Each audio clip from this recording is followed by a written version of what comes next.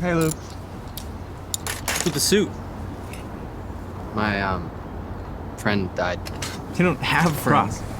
Mr. Samuels from across the Xander. street. Oh, right. Hey, maybe later you can head down to the retirement home and pick out a new pal. Maybe aim for 60 years old instead of 90. Can you shut up? About time that wrinkly old prick died anyway.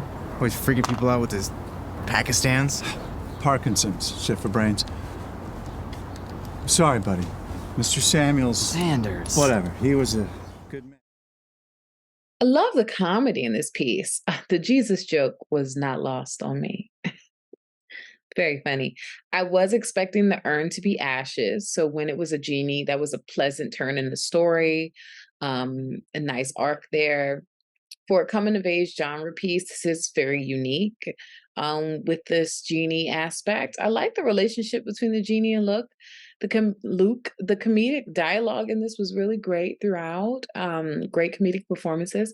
His wish was so clearly to have a friend, being that he was friends with this 85-year-old. I would assume that making friends is not easy for Luke.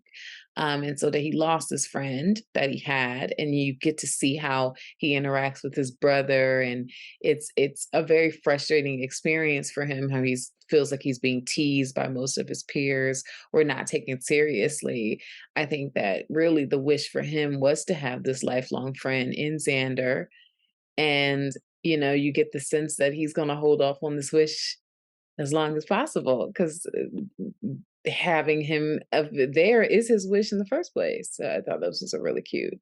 I enjoyed the concept for this film, and I thought it was so well told for a short film. The idea of the young man who's lost an older friend to Parkinson's, who's left a genie in a bottle, or in this case, from a vase. Luke and Xander, the characters, have good chemistry in this light-hearted comedy fantasy drama. And I thought the actors were really well suited to their roles. I thought Luke was especially strong. And one of my favorite moments was when Xander chooses the piggy bank to sleep in, and Luke brings him and sits him on the bed for the night. I thought this was really fun and kind of sad, but I think that was the point of it. And clearly, he's struggling with trying to feel like he fits in somewhere, feeling like he is connecting to people. He obviously struggles with his brother and his dad, and his closest friend was this older grandfather figure.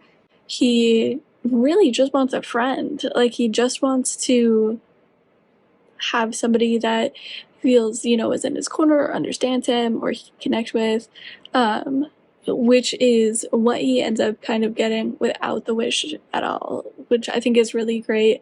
And I love that the grandfather figure left that to him and kind of gave that to him. And I really enjoyed this. I thought it, like I said, I thought it was really fun. Really funny. I enjoyed it. Well written for the most part. Some great performances.